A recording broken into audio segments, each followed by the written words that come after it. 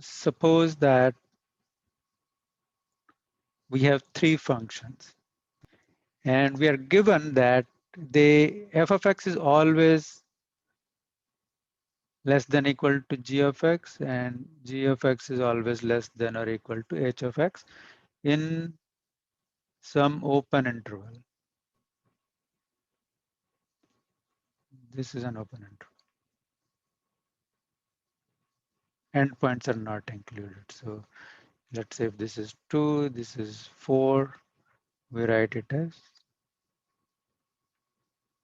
2 comma 4 with parentheses. That means 2 and 4 are not included, but everything else in between is included. So if this is the case, that means what?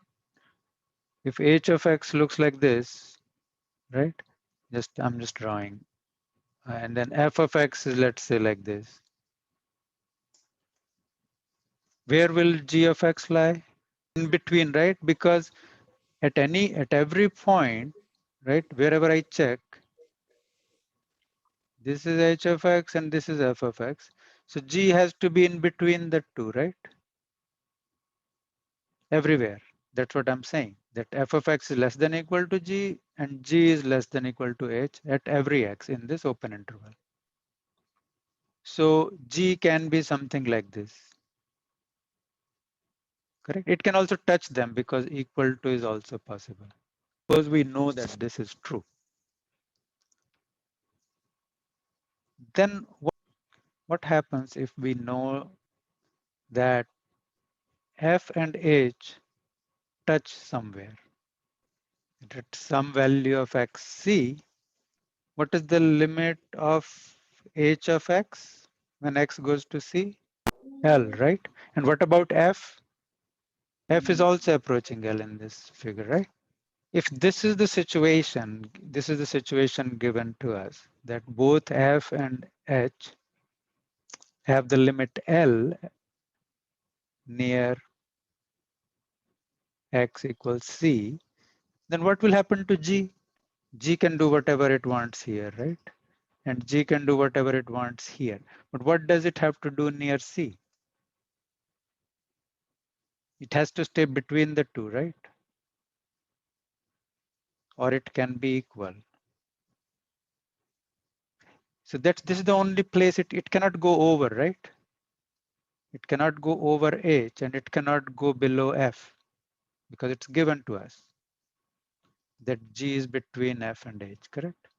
So this is the only place it has to go through. It can do whatever here, left or right, but that's where it has to go through, right?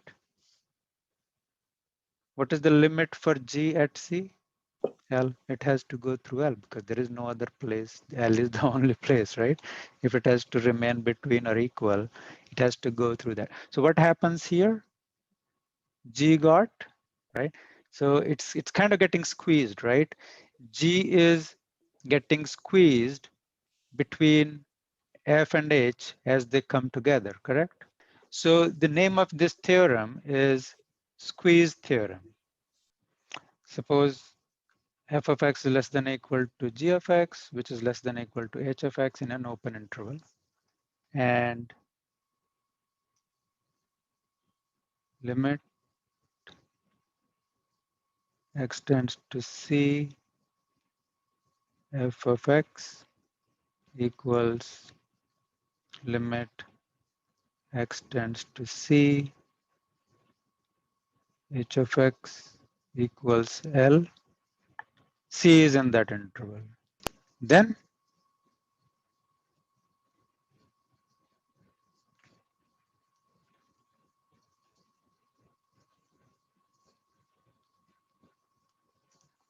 the limit of g has to be L at the same point.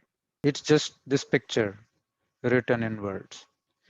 So what's the point of having this theorem? It helps us find the limits in some situations where if we can show that this holds true, that g lies between two functions, f and h, and we know the limit for f and h, then g has to have the same limit if that limit is equal for f and h. f of x is 1. The names of the functions in a given problem could be different, but you have to see which one is in the middle, right?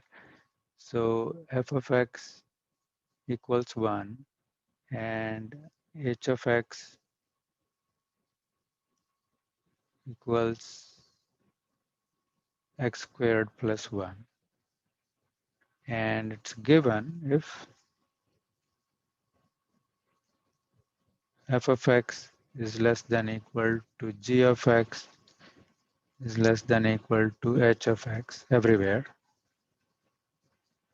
Then the question is, what is the, we can draw and look at it, but without even knowing, we can see, okay, I can use the squeeze theorem to test it out, because this is given that g is between f and h. And so I need to find this limit, so I can check, okay, what is limit? What is that limit? 1, because it's 1 everywhere. This is 1. What about limit?